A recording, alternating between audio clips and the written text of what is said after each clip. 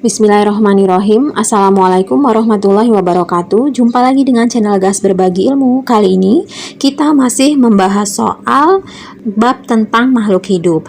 Nah, di video sebelumnya kita sudah membahas soal nomor 1 sampai nomor 16. Nah, sekarang di video ini kita akan melanjutkan soal nomor 17 sampai nomor 24. Baik, ini adalah video yang terakhir ya tentang makhluk hidup. Kalaupun ada video tentang makhluk hidup yang lain, itu nanti ada di video berikutnya ya. Baik, kita mulai dengan soal yang pertama, yaitu soal nomor 17. Ini adalah soal Eptanas tahun 2001. Di antara susunan berikut yang merupakan rantai makanan adalah A. Ular, elang, padi, tikus. B. Elang, ular, tikus, padi. C. Tikus, elang, ular, padi.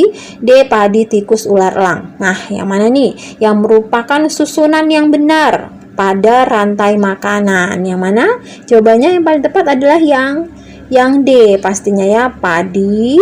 Kemudian padi dimakan tikus, tikus dimakan ular, dan ular dimakan elang. Jadi nggak boleh kebalik-balik, nggak boleh padi dimakan elang, atau ular dimakan, atau elang atau tikus dimakan elang dulu, kemudian elang dimakan ular, enggak ya. Jadi harus berurutan. Yang paling tepat urutannya adalah yang D ya. Baik, kita lanjut ke soal nomor 18. Ini adalah soal Eptanas tahun 2000. Terenggiling menghadapi musuh-musuhnya dengan cara A. Menggulungkan tubuhnya, B. Memutuskan ekornya, C. Mengubah warna kulitnya, D. Menampakkan taring. Nah, yang mana nih nomor 18 jawabannya? Yang terenggiling, kalau dia menghadapi musuh, gimana cara reaksinya nih? Nomor 18 jawabannya adalah yang A. Menggulungkan tubuhnya, karena kan tubuhnya terenggiling ini cangkang, punya seperti cangkang yang keras ya. Jadi dia kalau ada musuh, dia akan menggulungkan tubuhnya seperti bola ya. Nah, ini adalah salah satu cara terenggiling menyesuaikan diri terhadap lingkungannya. Jadi nomor 18 jawabannya adalah yang A ya. Baik, kita lanjut ke soal berikutnya, soal nomor 19. Ini adalah soal Eptanas tahun 2000. Perhatikan rantai makanan berikut ini. Ada padi dimakan tikus, tikus dimakan ular, ular dimakan elang. Bila dalam rantai makanan itu tidak ada padi, maka A. Tikus tetap hidup, B. Tikus dan ular saling memakan, C. Ular dan elang tetap hidup, D. Tikus, ular, dan elang mati. Nah, yang mana nih? Katanya kalau misalnya nggak ada padi, gimana nasib si tikus, ular, dan elang? Jawabannya yang nomor 19 yang mana nih? Jawabannya pastinya tikus, ular, dan elang mati ya. Kenapa? Karena dia sudah putus rantai makanannya. Padi nggak ada, tikusnya pasti juga mati ya. Kemudian kalau tikus nggak ada, ular juga nggak ada. Ular nggak ada, maka elang juga tidak ada. Jadi nomor 19 jawabannya yang tepat adalah yang D ya. Baik, kita lanjut ke soal berikutnya, soal nomor 20. Mana nih? Oh, ini dia soal nomor 20. Ini adalah Eptanas tahun 1999. Bentuk hubungan saling ketergantungan antara kumbang dan tanaman kacang panjang yang saling menguntungkan adalah A. Kumbang yang memakan tanaman kacang panjang dan kotorannya dapat dijadikan pupuk, B. Kumbang menghisap madu bunga kacang panjang dan sekaligus membantu penyerbukan, C. Kumbang hidup di sela dedaunan tanaman kacang panjang sekaligus memakannya, D. Kumbang memakan daun kacang panjang dan dapat membantu penyerbukan pohonnya. Nah, yang mana nih nomor 20 jawabannya paling tepat adalah yang B ya. Jadi ini adalah bentuk hubungan saling ketergantungan antara kumbang dan tanaman kacang ya.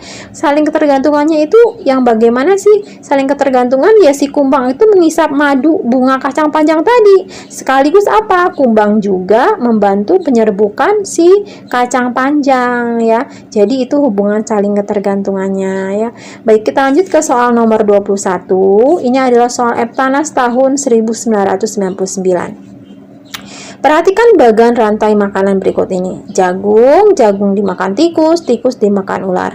Apabila populasi ular punah, maka populasi tikusnya bagaimana? Nih katanya. A. Meningkat, B. Menurun, C. Tetap, D. Tidak terpengaruh. Yang mana nih jawabannya? Yang A, pastinya ya meningkat. Kalau misalnya si ular ini nggak ada, berarti yang mangsa tikus atau yang mangsa si tikus ini nggak ada. Jadi tikusnya berkembang biak terus ya. Jadi nggak ada yang makan. Jadi dia pasti akan terus banyak yang si tikusnya ini ya. Jadi jawabannya yang tepat itu adalah yang A ya. Baik, kita lanjut ya ke soal nomor 22. Ini adalah Eptanas tahun 1998. Hewan yang melindungi diri dari musuh dengan cara mengeluarkan bau busuk adalah, nah ini keluar lagi soalnya, di sebelumnya juga pernah keluar di soal UAS ya, apa di Eptanas ya, pokoknya di video sebelumnya. A. Walang sangit, B. Walang daun, C. Capung, D. Jangkrik. Yang mana jawabannya? Yang A ya, walang sangit ya. Jadi memang ada beberapa hewan itu yang melindungi diri yang melindungi diri dari musuhnya dengan berbagai macam cara ya. Misalnya si walang sangit ini tadi ya, walang sangit itu mengeluarkan bau ya, bau busuk ya. Kalau misalnya ada musuhnya, dia merasa ada yang mengancam jiwanya, maka dia akan mengeluarkan bau busuk biar si hewan pemangsa tersebut pergi, nggak tahan dengan bau busuknya ya. Nah, kemudian kalau misalnya contoh lain apa? Bunglon misalnya. Kalau bunglon dia kalau menyesuaikan dengan lingkungannya dengan cara mengubah warna kulitnya ya. Kalau cicak itu dia memutuskan ekornya. Nah, kalau capung sama jangkrik dia menyesuaikan tubuhnya dengan terbang ya untuk menghindari musuhnya. Jadi memang ada beberapa cara yang dilakukan oleh beberapa hewan untuk melindungi dirinya ya. Baik, kita lanjut ke soal berikutnya. Soal nomor 23 ini adalah soal Eptanas tahun 1998. Perhatikan daftar berikut ini. Ini ada nomor 1 sampai 4 makhluk hidupnya. Nomor 1 padi, nomor 2 ular, nomor 3 tikus, nomor 4 ini adalah elang.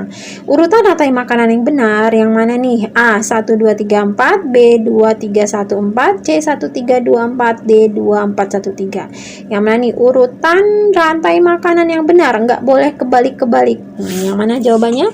Adik-adik ada yang bisa menjawab nggak nih? Yang mana jawabannya? Jadi nggak boleh kebalik-balik. Misalnya ada yang satu dimakan apa, kemudian apa dimakan, itu nggak boleh kebalik. Jawabannya yang mana? Yang pastinya yang pertama ini adalah yang padi dulu ya, padi. Jadi berarti kemungkinan ini yang satu nih. Berarti kalau nggak A, C ya, padi. Nah, padi ini dimakan apa? Dimakan si tikus ya, dimakan tikus berarti 3. Habis 1 3. Oh, kemungkinannya pasti cuma C. 1 3 dan pasti berikutnya adalah 2 dan 4. Jadi padi dulu dimakan tikus, kemudian tikus dimakan ular, ularnya dimakan elang ya. Jadi jawabannya adalah yang C 1 3 2 dan 4 ya. Baik, kita lanjut ke soal berikutnya. Ini adalah soal Eptanas tahun 1997. Perhatikan diagram gambar berikut ini. Jika konsumen pertama habis, nah konsumen pertama itu yang mana nih? Ini kan ada gambar rumput.